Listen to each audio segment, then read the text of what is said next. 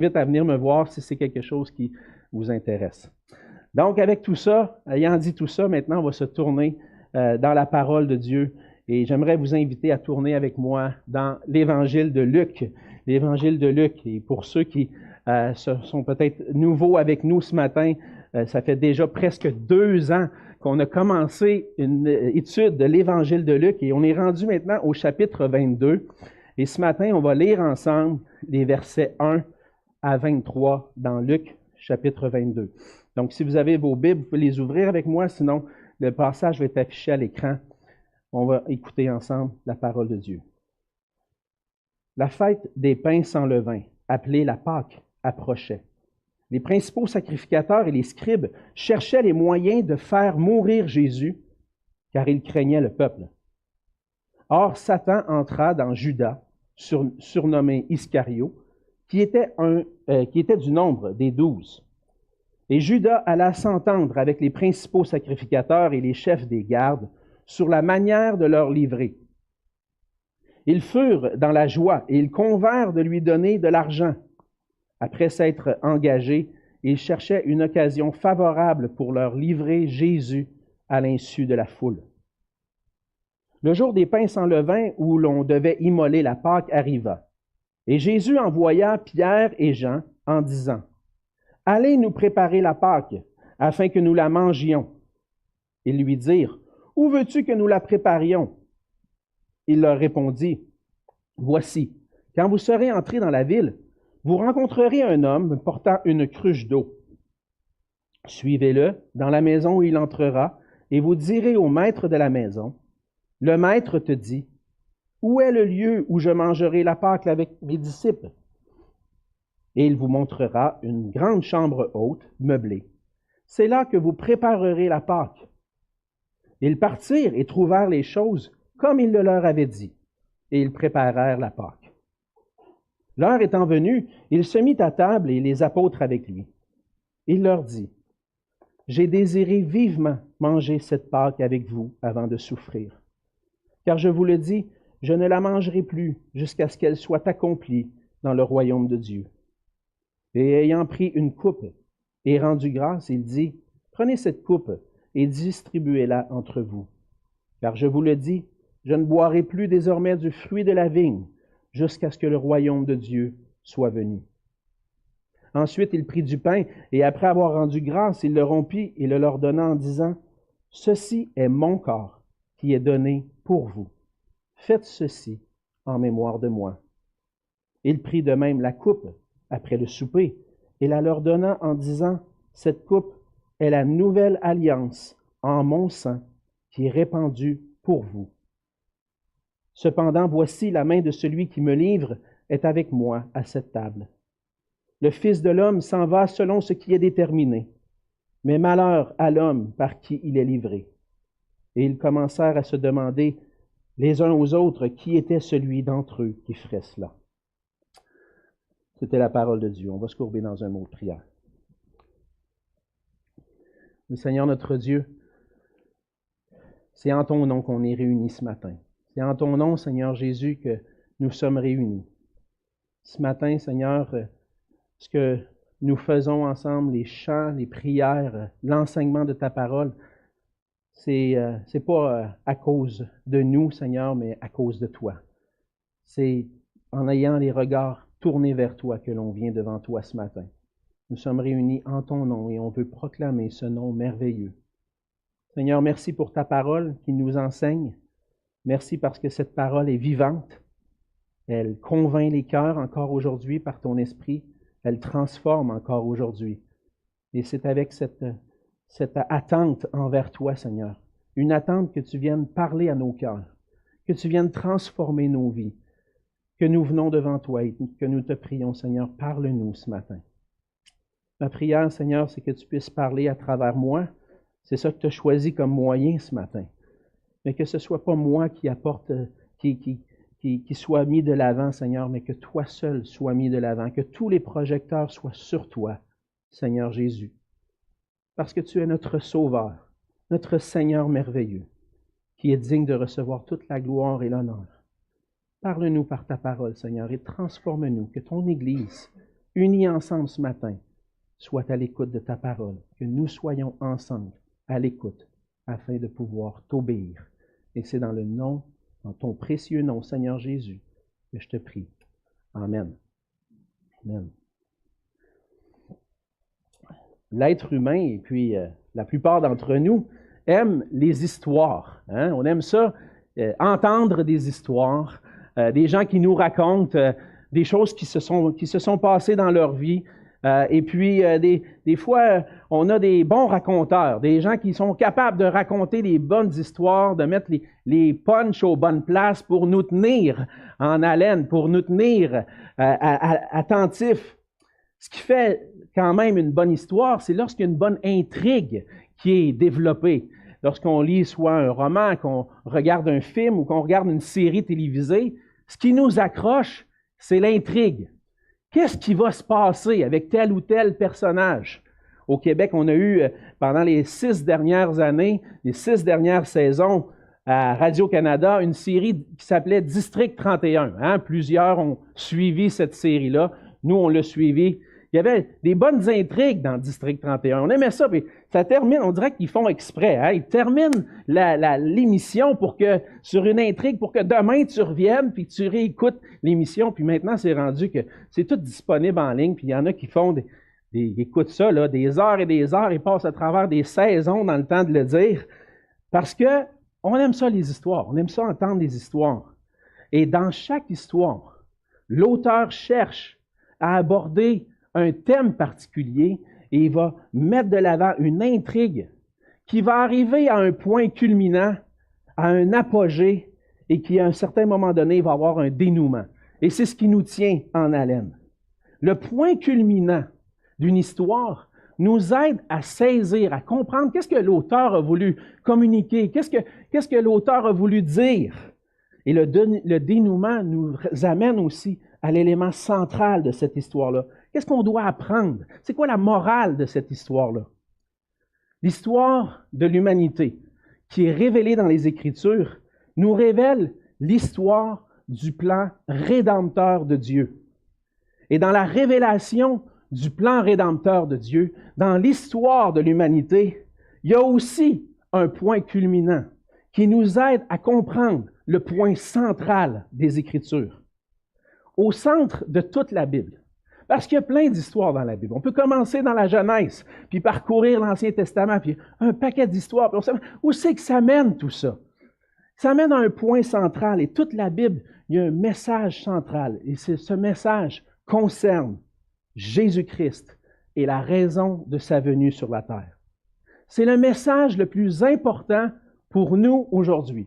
Qu'on soit chrétien ou non, le message le plus important pour toi aujourd'hui, c'est le message de Jésus-Christ, le point central de toute la Bible. C'est le message que Dieu veut que tu entendes. Mais parfois, même si on est chrétien, des fois, on n'est pas toujours concentré sur le point central de notre histoire, le point central de l'histoire de l'humanité. Il va nous arriver des fois d'affronter des épreuves et de perdre de vue la raison pourquoi on existe. La raison pourquoi nous sommes sur la terre. On est concentré sur nos épreuves, nos difficultés, qu'on perd de vue. Mais quel est le but dans tout ça? Et ce matin, ce qu'on a besoin de se rappeler, frères et sœurs, c'est de se rappeler le pourquoi nous sommes réunis ce matin.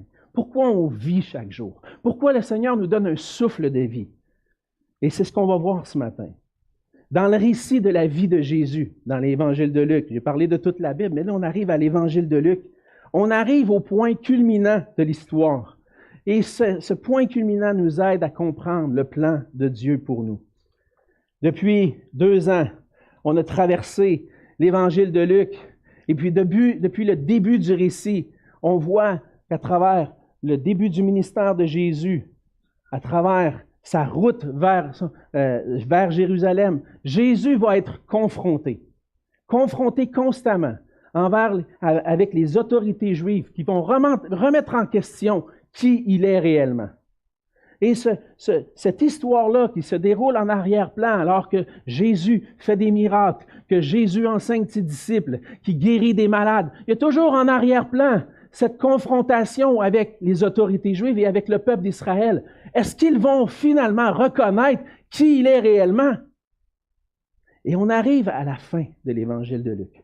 On a traversé de son ministère en Galilée, sa route vers Jérusalem, son ministère à Jérusalem pendant la dernière semaine de sa vie.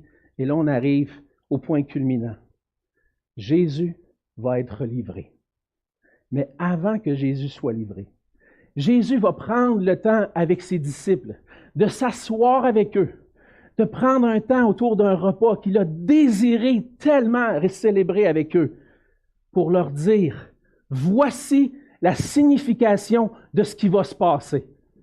On arrive à ce point culminant où Jésus va être mis à mort, mais juste avant, Jésus prend un dernier temps avec ses disciples. Il s'assoit avec eux. Il prend un repas. Et j'aimerais ça. Et comme Pierre nous l'a partagé dans sa prédication, lorsqu'on veut comprendre un texte, on a besoin de se mettre dans les souliers des disciples. Alors imaginez-vous assis à table avec Jésus. Assis à table avec Jésus qui veut célébrer cette dernière Pâque avec vous. Ce matin, on n'aura pas le temps de traverser tous les détails du passage, mais on va aller à l'essentiel. Et dans ce passage, je crois que Luc veut nous faire comprendre, que ses lecteurs comprennent bien, que Jésus est le roi, qui accomplit parfaitement le plan rédempteur de Dieu en établissant une nouvelle alliance entre Dieu et les hommes. Jésus est venu sur la terre et il est venu premièrement pour accomplir parfaitement le plan de Dieu. Au cœur de la Bible se trouve l'Évangile, l'accomplissement du plan de salut de Dieu pour l'humanité, pour une humanité déchue. On voit dans la Bible deux grandes parties, vous êtes familiers avec ça pour la plupart, mais deux grandes parties, l'Ancien Testament et le Nouveau Testament. Dans la première partie, dans l'Ancien Testament, ou ce qu'on pourrait appeler l'Ancienne Alliance, le Seigneur révèle à travers des promesses faites aux patriarches puis aux enfants d'Israël ce plan de rédemption, ce plan de salut. L'humanité a besoin d'être sauvée, d'être réconciliée avec Dieu. C'est ce qu'on voit dans l'Ancienne Alliance, des promesses qui pointent vers un moment où l'humanité va être réconciliée avec Dieu. Et dans la deuxième partie, dans la Nouvelle Alliance, dans le Nouveau Testament, on voit les promesses du Seigneur qui sont accomplies à travers Jésus-Christ. Ce plan de rédemption est finalement accompli en Jésus. Et le Nouveau Testament tourne vers une nouvelle époque où le Seigneur, à travers sa parole, à travers ses messagers, appelle Israël et toutes les nations à placer leur foi en Jésus-Christ pour être réconciliés avec Dieu. Et dans les évangiles, on voit l'accomplissement du plan rédempteur de Dieu à travers Jésus-Christ qui vient inaugurer cette nouvelle alliance. Mais lorsque Jésus vient pour inaugurer cette nouvelle alliance, il le fait dans un contexte précis. Cela se déroule encore dans le contexte de l'ancienne alliance. Et en toile de fond à tout ce que Jésus accomplit, il y a cette ancienne alliance avec des lois, avec des fêtes que les Juifs observaient. Et Jésus va venir donner une nouvelle signification à toutes ces fêtes-là. On voit dans les premiers versets du chapitre 22 que Jésus choisit son moment pour être avec ses disciples, pour accomplir ce qu'il devait accomplir. On voit au début du chapitre 22 que la fête des pains sans levain, appelée la Pâque, approchait. On voit au verset 7 aussi que c'est le jour des pains sans levain, où on devait immoler la Pâque. C'est important de saisir que ce moment-là, c'est un moment particulier. Parce que le Seigneur Jésus est en train de, comme un Juif, comme tous les Juifs, en train de mettre en pratique la loi de Dieu, la loi de l'Ancienne Alliance. La Pâque juive célébrait un moment particulier. On voit ça dans l'Ancien Testament. La Pâque juive célébrait la protection des enfants d'Israël et la délivrance de l'esclavage en Égypte. Jésus vivait dans ce contexte-là et il obéissait à la parole de Dieu. Donc, il célébrait les fêtes des Juifs. Et il y avait, entre autres, deux fêtes qui sont mentionnées, la fête des pains sans levain et la Pâque. Ces deux fêtes-là sont importantes. Puis on voit que dans un sens, Luc est en train de dire la fête des pains sans levain, appelée la Pâque. Lorsqu'on lit l'Ancien Testament, on voit que c'était deux fêtes différentes, mais probablement qu'au temps de Jésus, on la voyait comme une seule fête. Parce que la Pâque précédait une semaine où il allait y avoir la fête des pains sans levain. La Pâque avait été instituée par Dieu lui-même plusieurs siècles auparavant, particulièrement juste avant l'Exode, avant la sortie du peuple d'Israël du pays d'Égypte, pour forcer le Pharaon, le roi d'Égypte, à laisser partir Israël. On voit ça dans le livre d'Exode. Pour laisser partir le peuple de Dieu, Dieu avait envoyé 10 plaies à Pharaon et sur le pays d'Égypte. Si vous voulez aller un peu plus loin dans ça, on n'aura pas le temps de tout voir cette histoire-là ce matin, mais c'est dans Exode des chapitres 7 à 12. Et lorsqu'arrive la 10e plaie, certains d'entre vous, vous allez vous rappeler quelle était la 10e plaie. La 10e plaie, c'était la mise à mort de tous les premiers-nés, de tous les fils aînés des Égyptiens, de toutes les familles des Égyptiens. Mais pour éviter la mort des premiers-nés, Dieu avait donné un moyen de rédemption à Israël. L'ange de l'Éternel allait passer sur le pays d'Égypte et Israël était au milieu du pays d'Égypte. Mais pour pouvoir éviter que leur premier-né meure, ils devaient faire une chose. Ils devaient sacrifier un anneau d'1 an, sans défaut, et le manger.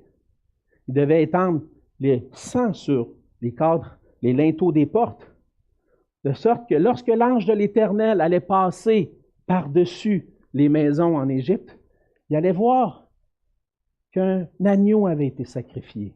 Le sang sur les linteaux, il faisait qu'il passait par-dessus cette maison-là et ne mettait pas à mort le premier-né. Les Juifs avaient comme fête de célébrer cette nuit-là. En Exode 12 et versets 12 à 14, c'est le Seigneur qui dit, « Cette nuit-là, je passerai dans le pays d'Égypte et je frapperai tous les premiers-nés du pays d'Égypte, depuis les hommes jusqu'aux animaux, et j'exercerai des jugements contre tous les dieux de l'Égypte. Je suis l'Éternel. Le sang vous servira de signe sur les maisons où vous serez. Je verrai le sang et je passerai par-dessus vous. Et il n'y aura pas point de plaie qui vous détruise quand je frapperai le pays d'Égypte. Vous conserverez le souvenir de ce jour et vous le célébrerez par une fête en l'honneur de l'Éternel. Vous le célébrerez comme une loi perpétuelle pour vos descendants. » Alors, le peuple d'Israël est sorti d'Égypte, plus tard est entré dans la terre promise, et puis il y a des générations qui se sont suivies, et de génération en génération, on célébrait la Pâque. Les Juifs du temps de Jésus célébraient cette Pâque-là. On ne mettait plus le sang sur le linteau des portes, mais on célébrait la Pâque pour se souvenir de la protection divine lorsque la 10e plaie s'est abattue sur l'Égypte. Le Seigneur est passé par-dessus les maisons. Nos premiers-nés n'ont pas été mis à mort. Et Dieu a protégé son peuple au milieu de cette plaie-là. Et la Pâque servait à se rappeler de ce moment-là. Les 7 jours qui suivaient la Pâque, le peuple d'Israël devait observer la fête des pains sans levain. Pendant 7 jours, ils ne devaient pas manger de pain levé. Ils devaient mettre dehors tout le levain qu'il y avait dans la maison, mettre ça dehors, et puis pendant 7 jours, manger des pains qui n'ont pas levé.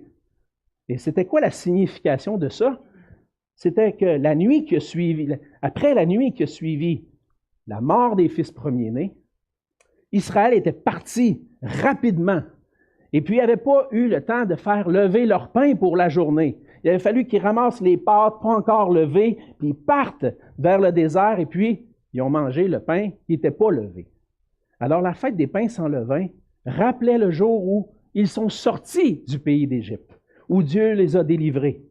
Dans Exode 12, 15 à 17, « Pendant 7 jours, vous mangerez des pains sans levain. Dès le premier jour, il n'y aura plus de levain dans vos maisons, car toute personne qui mangera du pain levé du 1er au 7e jour sera retranchée d'Israël. Le 1er jour, vous aurez une sainte convocation, et le 7e jour, vous aurez une sainte convocation. On ne fera aucun travail ces jours-là. Vous pourrez seulement préparer la nourriture de chaque personne. Vous observerez la fête des pains sans levain, car c'est en ce même jour que j'aurai fait sortir vos armées du pays d'Égypte, vous observerez ce jour comme une loi perpétuelle pour vos descendants. Alors, le Seigneur donne à son peuple, dans l'Ancienne Alliance, 2 fêtes, il y avait plus que 2 fêtes, mais ces 2 fêtes-là particulières, pour se rappeler de 2 choses. Premièrement, le Seigneur nous a fait grâce. Il est passé par-dessus nos maisons. Il n'a pas tué les premiers-nés. Et deuxièmement, le Seigneur nous a délivrés du pays d'Égypte. À travers la fête des pains sans levain, c'est ce qu'il se rappelait. Il se rappelait, hey, nos parents, nos ancêtres sont partis en hâte du pays d'Égypte. C'est Dieu, c'est l'Éternel qui a accordé cette délivrance-là. Et lorsque Jésus est venu, il a observé la loi de Moïse et il a observé la fête de Pâques, la fête des pains sans levain. La fête de la Pâque et la fête des pains sans levain servaient à Israël de se rappeler du moment où le Seigneur a inauguré cette alliance avec eux, cette ancienne alliance. Elle rappelle la préparation du peuple pour rentrer dans une alliance avec Dieu. Dans le livre de la Genèse, on lit que Dieu avait fait une alliance avec Abraham, Isaac et Jacob et que cette alliance-là allait être pour leurs descendants. Pendant 400 ans, il allait être en Égypte, mais par la suite, le Seigneur allait établir cette alliance, cette relation privilégiée avec les enfants d'Abraham, Isaac et Jacob. Et ce moment-là de la Pâque, des fêtes des pains sans levain, servait à se préparer, à entrer dans cette relation, servait au peuple de Dieu, après 400 ans d'esclavage, d'être délivré pour entrer dans un pays rempli de bénédictions, pour vivre une relation personnelle, intime avec Dieu, pour pouvoir le servir librement, pour pouvoir le louer.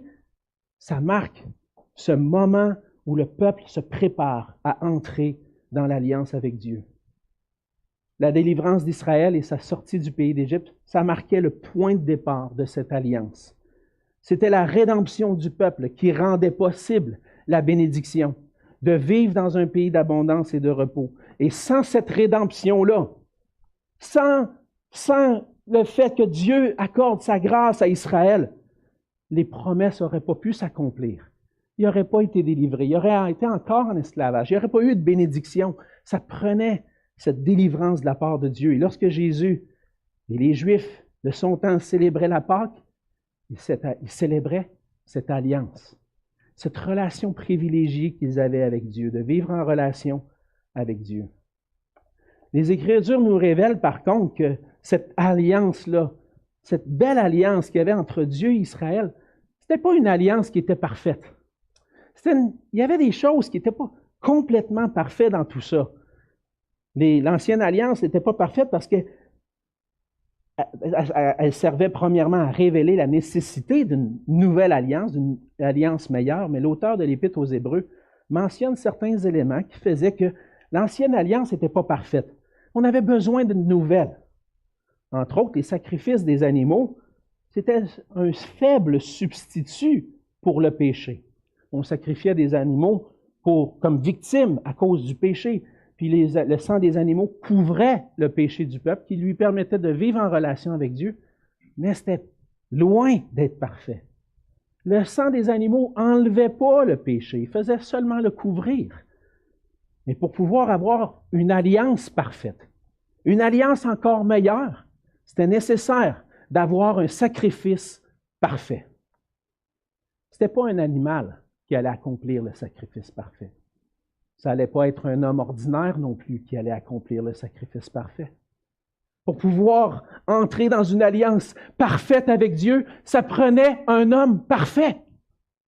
Mais où est-ce qu'on trouve ça, un homme parfait? On peut se regarder tous. Y a-t-il quelqu'un qui ose dire « Moi, je suis parfait ». Personne.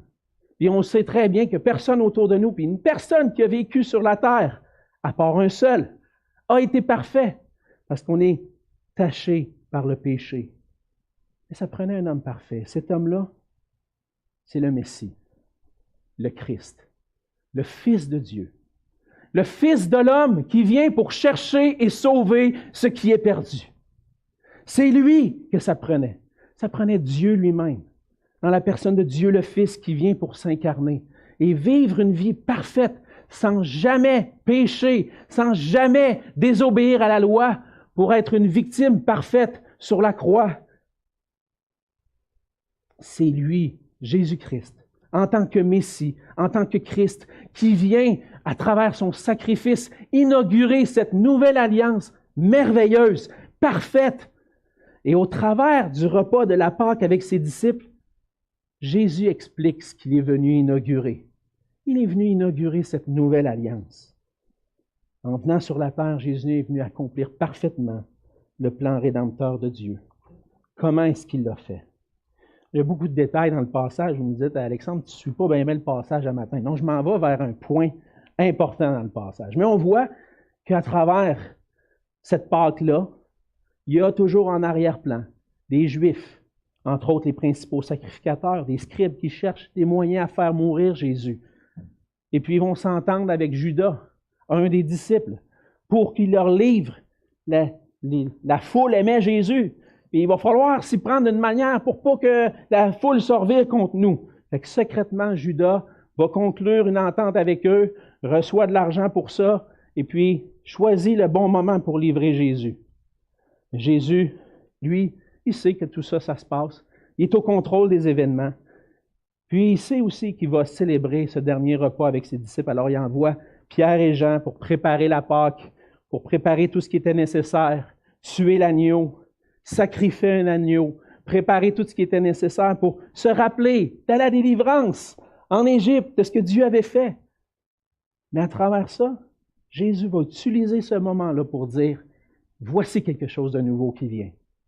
Et Jésus vient inaugurer cette nouvelle alliance. Et je me concentre ce matin particulièrement sur les versets 19 et 20. Alors qu'il est pendant le repas, le Seigneur Jésus va prendre du pain. Il va le rompre, le donner à ses disciples. Et Jésus vient inaugurer cette nouvelle alliance en établissant une nouvelle Pâque, en venant offrir sa vie comme un sacrifice parfait lors de la Pâque. Et même l'apôtre Paul va dire dans 1 Corinthiens 5, 17 que Christ, notre Pâque, a été immolé. Et 1 Corinthiens 5, 7. Donc, Jésus vient et dit, prends le pain pendant le repas, le rompt, le donne à ses disciples. Et il dit ces paroles importantes pour nous aujourd'hui. Parce que Jésus dit à ses disciples, voici ce qui va se passer, mais voici ce que je suis en train d'accomplir. Ceci est mon corps qui est donné pour vous. Alors que Jésus va être livré. Ce n'est pas vraiment le pain qui représente. Le pain représente son corps, mais le pain n'est pas son corps, littéralement. Il fait que représenter son corps. Et il dit, je m'en vais. Mon corps va être donné. Le sacrifice parfait dont vous avez besoin, c'est moi. Je vais aller à la croix. Je vais recevoir sur moi l'homme parfait, les péchés de tout mon peuple, les péchés de tous ceux que j'ai choisis. Je vais être livré comme un agneau sans tache. Et Jésus s'offre lui-même sans tache pour les péchés. Il est sacrifié à la croix. Il est le sacrifice parfait de Pâques. Mais ce qui est important, c'est les deux mots qui reviennent dans le passage. Il dit, ceci est mon corps qui est donné pour vous. Jésus n'est pas mort sur la croix à cause de ses propres péchés. Jésus est mort sur la croix pour nos péchés. Il a été notre substitut. Il a pris notre place. C'est nous qui méritions de mourir à cause de nos fautes, à cause de nos péchés, à cause de notre rébellion envers Dieu. C'est ça que je mérite. Le péché, le salaire du péché, c'est la mort. Et là, je suis condamné. Je suis coupable, je suis un pécheur et on est tous dans le même bateau. On s'en va vers la perdition éternelle, loin de la face de Dieu. Il n'y a rien que je peux faire pour réparer ça, pas de bonnes œuvres, pas d'observation parfaite de la loi possible. Je suis condamné. Mais là, il y a un homme parfait qui vient et qui dit, moi, je vais m'offrir. Je vais prendre sur moi leur culpabilité. Je vais prendre sur moi leur faute. puis je vais me donner en sacrifice pour eux. Jésus vient et prend sur lui la punition qu'on mérite. Il vient devant le juge puis il dit, « Monsieur le juge, je sais que lui est coupable, mais transfère sa culpabilité sur moi. Je vais subir la punition que ce coupable-là mérite. » Et c'est en donnant son corps en sacrifice pour nous que Jésus inaugure cette nouvelle alliance. C'est aussi en répandant son sang, au verset 20. Il prit de même la coupe après le souper et la leur donna en disant, « Cette coupe est la nouvelle alliance en mon sang qui est répandue. » Les Écritures nous disent que sans effusion de sang, sans qu'il y ait du sang qui soit versé, il n'y a pas de pardon pour les péchés. Il n'y a pas de pardon possible. Ça prend une victime qui meurt pour le péché. Et les animaux dans l'Ancien Testament, l'agneau sans tache à Pâques représentait ça, un agneau qui verse son sang pour ne pas recevoir le châtiment. Une victime est donnée. Pour que les péchés soient pardonnés, il faut qu'il y ait une victime offerte. Pour éviter le châtiment, ça prend un sacrifice. Et Jésus est venu pour que son sang soit versé pour le pardon de nos péchés. Jésus va dire, encore une fois, 2 mots importants. Cette coupe est la nouvelle alliance en mon sang qui est répandue pour vous. C'est pour toi que je suis là. C'est pour toi que je suis venu. Encore une fois, Jésus répète ces paroles, puis il veut qu'on saisisse ce matin que le corps qui a été livré à la croix, que le sang qui a été répandu, c'était pour moi, pour que mes péchés soient effacés, pour que lorsque viendrait le temps du jugement, l'Éternel passe par-dessus moi, puis que je puisse être trouvé juste devant Dieu par le pardon de mes péchés. Jésus vient accomplir cette nouvelle Pâque pour que dans cette nouvelle alliance dans laquelle il nous invite à entrer, on puisse trouver le pardon, la paix, la réconciliation avec Dieu pour toujours.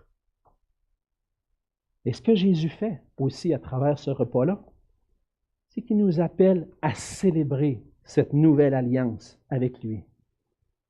En même temps que Jésus explique la signification de sa mort, il instaure aussi un nouveau mémorial, un nouveau souvenir qui va remplacer la Pâque juive par ce qu'on appelle aujourd'hui dans l'Église la Sainte Seine ou le repas du Seigneur. Ce mémorial nous rappelle que Christ s'est donné pour nous et il nous sert à célébrer cette nouvelle alliance. Les Juifs, dans l'Ancienne Alliance, célébraient la sortie d'Égypte, célébraient la grâce de Dieu pour eux, et puis sacrifiaient un agneau, mangeaient des pains sans levain. On se rappelle la grâce de Dieu pour nous. Mais nous, comme croyants, on entre dans cette alliance et le Seigneur nous dit, « Rappelez-vous de moi. Rappelez-vous de ce que j'ai fait pour vous. » Et le Seigneur nous invite à célébrer cette nouvelle alliance. Pour participer à cette nouvelle alliance-là, premièrement, je dois accepter l'invitation de Jésus à entrer dans cette relation-là, à entrer dans la nouvelle alliance. Après sa mort et sa résurrection, Jésus a donné un commandement à ses disciples, à ses témoins, d'annoncer le salut dans toutes les nations. Si vous voulez, vous pourrez aller lire Luc 24, les versets 46 à 49. Jésus annonce que la repentance et le pardon des péchés va être prêché dans les nations. Pourquoi? Parce que Jésus, aujourd'hui, à travers les témoins de Jésus, à travers ses disciples, annonce le pardon des péchés et la repentance. Et après son ascension, c'est ce que les disciples ont continué de faire. C'est ce que l'Église, depuis 2000 ans, continue de faire. D'inviter. Viens, reçois le pardon de tes péchés. Entre dans cette alliance. Ma question pour vous ce matin,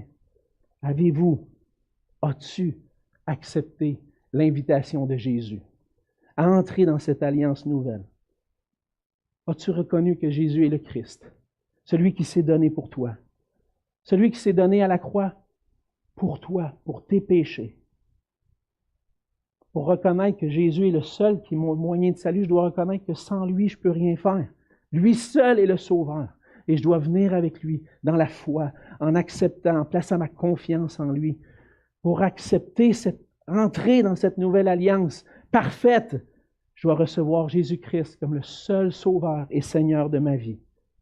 est le seul qui peut me donner un accès, une relation avec Dieu. Le Seigneur nous invite à entrer dans cette alliance. Dans le passage, il donne une ordonnance à ses disciples. Il veut qu'on s'en rappelle. Il veut que ceux qui entrent dans cette alliance-là puissent s'en rappeler. Qu'ils ne l'oublient pas. Chaque année, le 15 juin, mon épouse et moi, on célèbre un événement particulier. On célèbre notre anniversaire de mariage. On l'a marqué dans le calendrier. Ça a fait 20 ans cette année. Je suis marié avec Cynthia. On célèbre ça, pas toujours comme elle voudrait, mais on le célèbre. Hein? On souligne un peu. Bonne fête, bon anniversaire. Hein? Vous savez que le temps, des fois, la fête peut perdre de sa signification.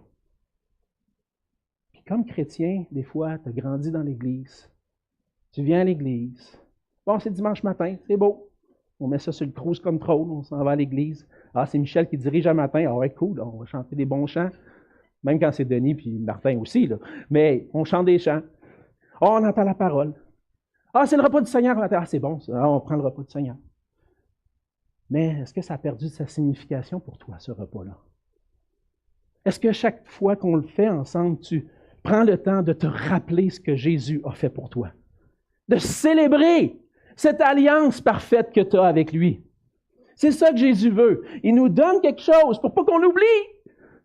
Que la chose la plus importante pour nous comme chrétiens, c'est de connaître le salut en Jésus-Christ, qui s'est livré pour moi à la croix, qui a versé son sang, que je suis pardonné, que j'ai une relation parfaite avec Dieu. Je peux m'approcher de lui avec confiance, sachant que je suis pardonné.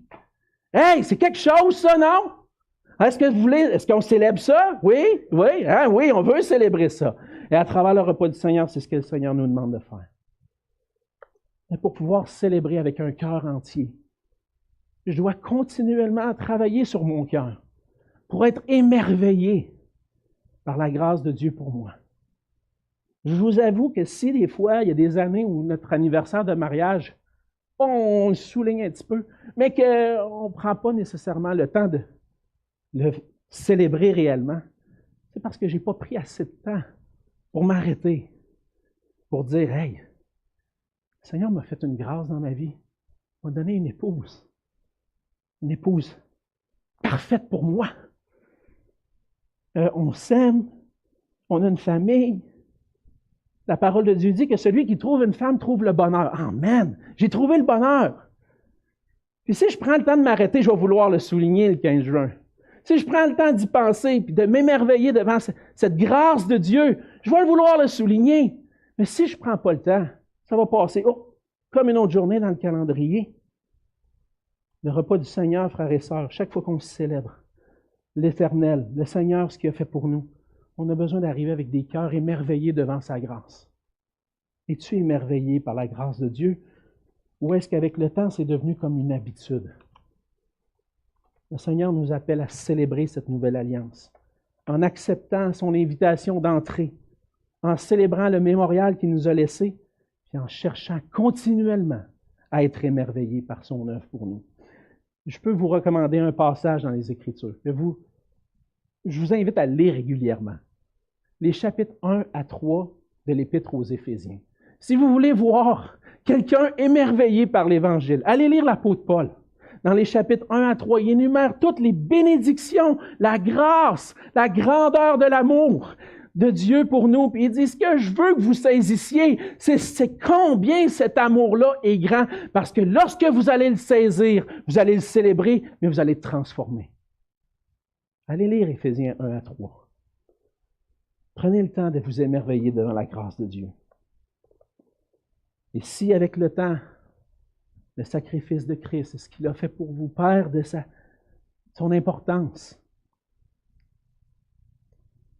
n'oubliez pas que c'est ce qui est le plus important et que c'est en plongeant dans les Écritures, en étudiant sa parole, qu'on va découvrir à nouveau sa grâce et combien il est merveilleux. Frères et sœurs, lorsqu'on est pris dans les difficultés, les épreuves de la vie, ne perdons pas de vue le but véritable de la vie chrétienne, qui est de grandir dans la connaissance de l'Évangile, grandir dans l'amour de Christ. C'est un amour qui transforme nos vies. Frères et sœurs, la nouvelle alliance, c'est une nouvelle alliance parfaite. Une alliance qui mérite d'être célébrée, qui a été inaugurée par notre Sauveur, par Jésus-Christ lui-même. Célébrons-la, partageons-la. Que le Seigneur vous bénisse. Seigneur, merci pour ta parole. Merci pour ce passage qui nous rappelle que avant ta mort, Seigneur, tu as expliqué à tes disciples ce que tu allais accomplir. Ce que tu as accompli pour nous, Seigneur, c'est au cœur de l'Évangile. Christ est mort pour nos péchés, selon les Écritures. Et ensuite, Seigneur, tu n'es pas resté sur la croix, tu n'es pas resté dans le tombeau, mais tu es ressuscité, tu as manifesté que tu avais vaincu pour nous la mort, le péché et Satan, pour nous donner un pardon parfait, pour nous permettre de présenter devant un Dieu parfait et de pouvoir célébrer une communion intime avec lui. Seigneur, qu'avec le temps, ce que tu as accompli pour nous ne perde pas de son importance, ne perde pas de sa valeur. Aide-nous, Seigneur, par ton esprit, à voir ton évangile, ce que tu as accompli pour nous comme un trésor, afin qu'on puisse continuer de le célébrer, continuer de le partager, qu'on puisse avoir des cœurs remplis de joie d'être en relation avec toi et continuer d'inviter d'autres, Seigneur, à entrer dans cette relation.